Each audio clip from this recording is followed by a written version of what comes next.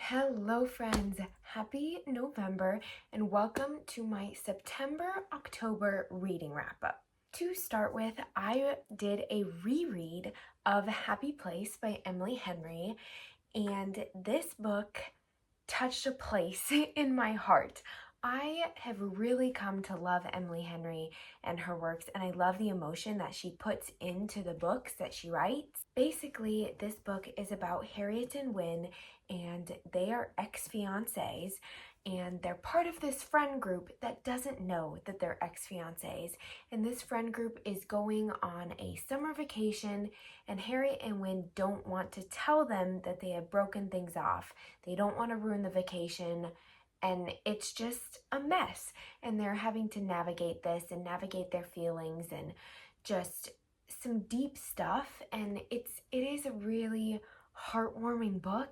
I really appreciate how when Emily Henry writes her romances, it's not just romance, and there's so much depth of feeling and so much emotion. And for me personally, I love an emotional book that tugs on your heartstrings. So she is really a great author for me, and this book especially is so great. My next book was Cards on the Table by Agatha Christie. Forewarning, Agatha Christie is very heavily featured in this wrap-up. This book is about our main character detective, Hercule Poirot, and he goes to this party where they're playing cards, they're having a time, whatever, but somebody ends up dead. Of course, it's a murder mystery. And Hercule Poirot then goes through the steps to figure out this murder, figure out who done it, and really, I just thoroughly enjoyed being carried along for the ride. I always love her works, and it was a great read. And my next book is another Emily Henry book, Funny Story. This book follows Daphne and Miles, and they're honestly both going through it. They have both recently broken up with their significant others, and that's really left them in a tough place, and they don't know where to go, they don't know what to do. And because they broke up, they now are kind of forced to live together because Daphne doesn't have a place to stay, and it's a whole mess. So obviously, a relationship sparks, and they start off just friends, and it begins to progress to something maybe a little deeper, and goes from there. As with Happy Place, Funny Story has more than just the relationship between Daphne and Miles. There's some family problems and some emotions and just a lot of hurt and dealing with that hurt, which I think is so important, and I love how she features that in this book. The next book that I read was Death on the Nile by Agatha Christie. This book is another Hercule Poirot mystery. The next book I read was Death on the Nile by Agatha Christie, and this is another of her Hercule Poirot mysteries.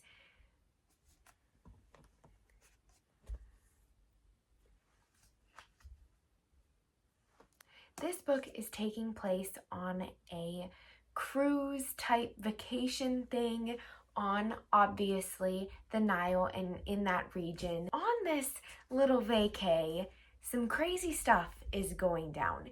There's death threats, there's danger, and it really kept me on the edge of my seat.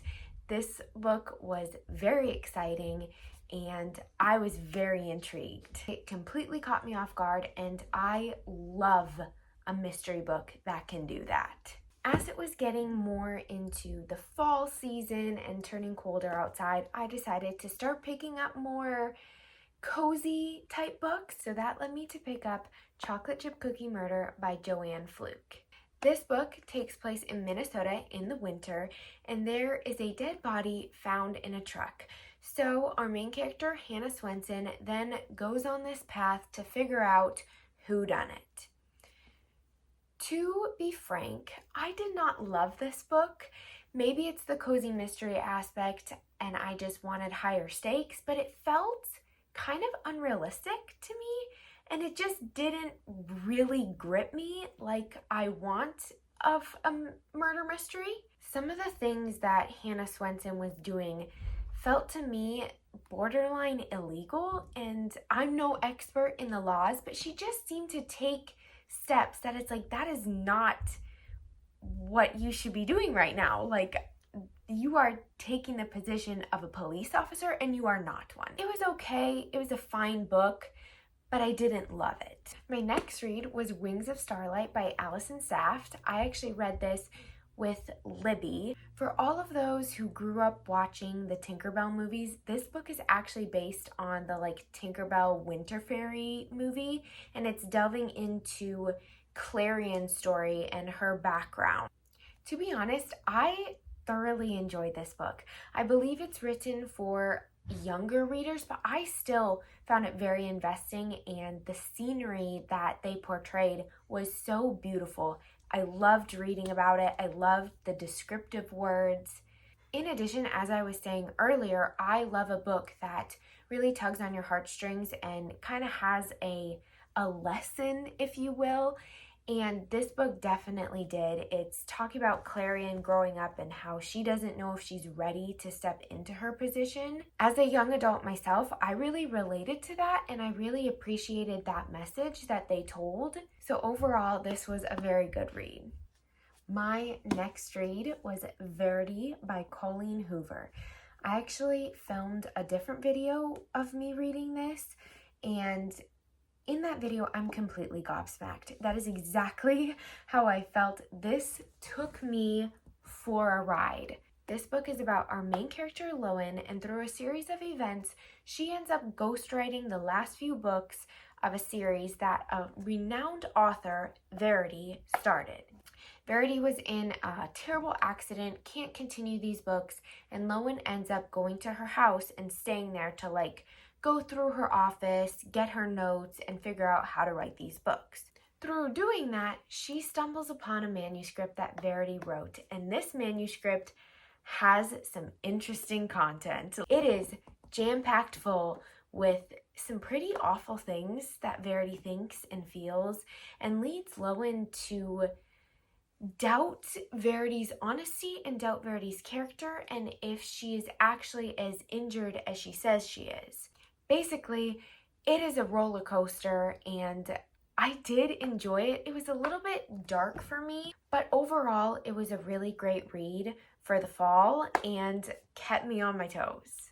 Next, I have The Great Gatsby by F. Scott Fitzgerald. To be frank, I'm not exactly sure what this book was about, which sounds like I hated it, and I didn't. It was an enjoyable read while I was in the midst of it, but to be honest, it was kind of confusing. I couldn't tell you exactly what it's about. Basically, my understanding of it is it's a book that takes place in the Jazz Age, and our main character is living next to this mysterious guy named Mr. Gatsby, and him just kind of figuring out Gatsby's story.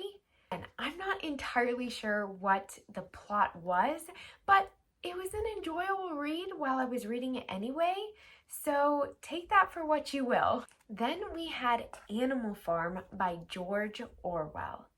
This is a classic that I have been wanting to get to for a long time and just have never picked up, and it's super short, didn't take me very long, but I was surprised by how much I enjoyed this book. It's not really entertaining in the way that a lot of the other books that I read were, but it was so enlightening and so interesting delving into this story. Basically, it's a satire about communism told with the use of farm animals and a farm, and using that analogy to represent the rise of communism. It sounds really confusing and kind of boring, but genuinely, I feel like anyone who is slightly interested in this book should pick it up. It was so interesting and so important to know this stuff, and I just thoroughly enjoyed it. I found it so interesting the way that they portrayed this. Very, very well done. Then I read Fairy Tale by Stephen King. This was a very good book. I have read one other Stephen King book and really enjoyed it, so I was really looking forward to this, and it delivered. It is about our main character, Charlie, and he stumbles upon an old curmudgeon and his dog when this elderly man is in a lot of trouble, and Charlie basically saves his life, which leads to a friendship between Charlie and the old man. This friendship then leads to Charlie discovering a fairy tale land in the backyard of this old guy's house, and through that, he is able to go on his own fantasy adventure. That description does not really do this book justice. It kind of sounds silly, but it really was a well-written story and really tugged on my heartstrings.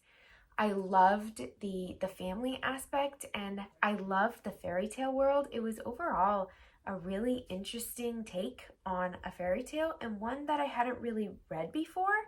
It is a little bit darker than your stereotypical fairy tale land, but I thoroughly enjoyed it. Next up, we have A Haunting in Venice by, yet again, Miss Agatha Christie. Basically, we have a Halloween party setting, and this little girl claims that she saw a murder. No one believes her. Everyone thinks she's just a little kid telling lies. And then this little girl ends up dead. This leads Hercule Poirot to investigate past happenings in this town, past murders, to try to figure out what happened to this little girl. This book is full of suspense in typical Christie fashion and kept me on my toes. I was very invested, and it really was a great read. I read this book a few days before Halloween, and that timing was really, really fun to read about a Halloween party murder mystery right before Halloween. So that may have made it a little bit better, but regardless, it was a very well-written, interesting mystery. And my last read is Coraline by Neil Gaiman. I had heard about this book before I read it and decided to pick it up on Halloween night, and it was quite the story. The premise is a little girl who's just moved into a house and is a little bit overlooked and doesn't really have a warm family setting around her. She then discovers a door that leads to a house identical to her own, but with a family that is a little bit more caring, a little bit more loving. People notice her. All in all, this other world is just a bit more welcoming until she kind of gets stuck there. This then leads her on an adventure to get out of this other world and back to her own, back with her own family. Let me tell you, this was a disturbing book. It's supposed to be a children's story, and I was a little creeped out by it. Like, I don't know what kids are reading this, but it was definitely a little grotesque. It was fun to read, and especially fun to read on Halloween, but like I said, it was a little disturbing, and I just don't know how I felt about that, but I'm glad to have read it now. All right, that was all the books that I read in September and October. It was a really interesting reading few months for me, but I thoroughly enjoyed my books, and it was especially great to read them during the fall season when it was getting a little bit colder. Just made it so much more enjoyable. Thank you all for watching. Bye.